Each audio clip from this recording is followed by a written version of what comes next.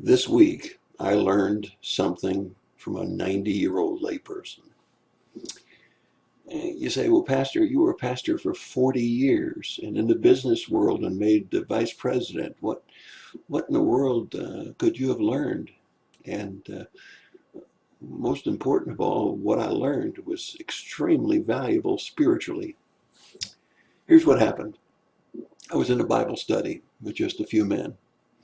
And we were looking at Mark chapter 6, verses 32 through 44. And there's a lot of wonderful lessons in that particular section of Scripture because it's the feeding of the 5,000.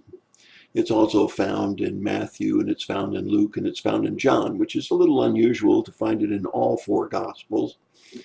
And as the class developed the lessons, most of the lessons that were revealed by different members of the class I'd learned years and years and years ago, and probably had gone through them at least 5 or 6 times, probably preached on most of them 2 or 3 times. And so you say, well, what did you learn? Well, this 90-year-old man said, when I look at a passage of Scripture that covers the actions of Jesus in the Gospels, I look to see the humanity of Jesus. And that's an interesting concept, but it really also sprung something interesting into my mind that we could all use in our Bible studies. And here's what I heard him say.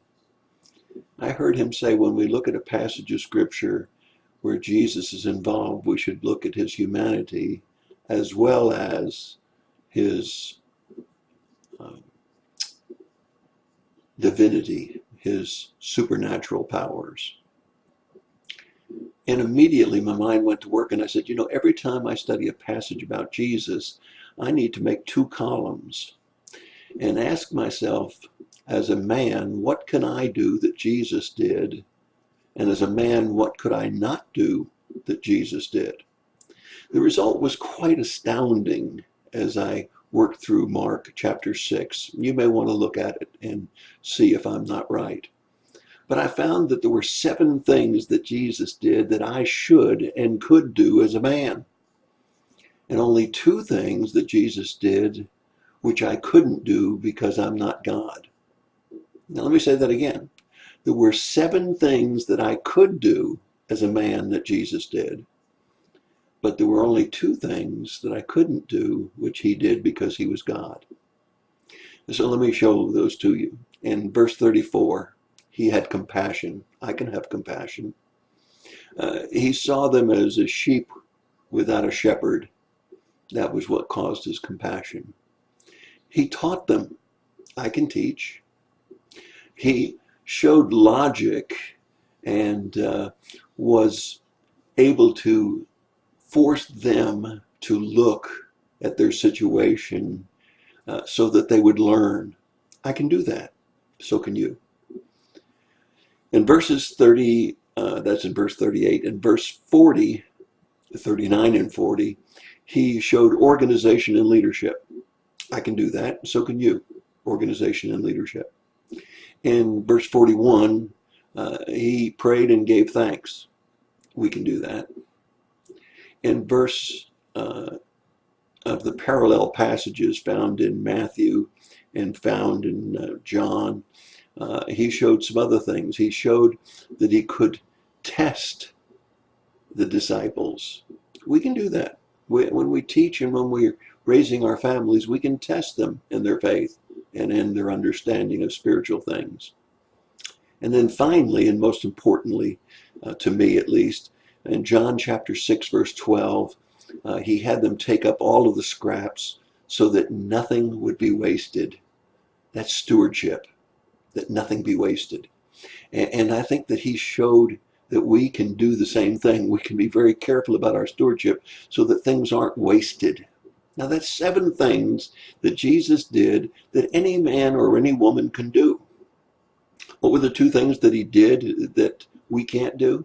Well, in verse 41 of the scriptures, it tells us that He multiplied the fish and the loaves.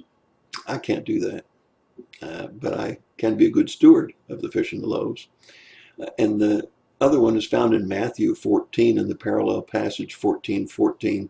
He healed the sick before he fed the 5,000. I can't do that. I can give good advice on getting your flu shots and eating right and exercising and all of those things, but I can't heal the sick.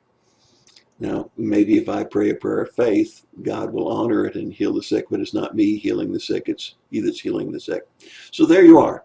In one passage of Scripture, the feeding of the 5,000, there's 7 things that Jesus did that were wonderful, that we can all do. And only 2 things that are wonderful that we can't do.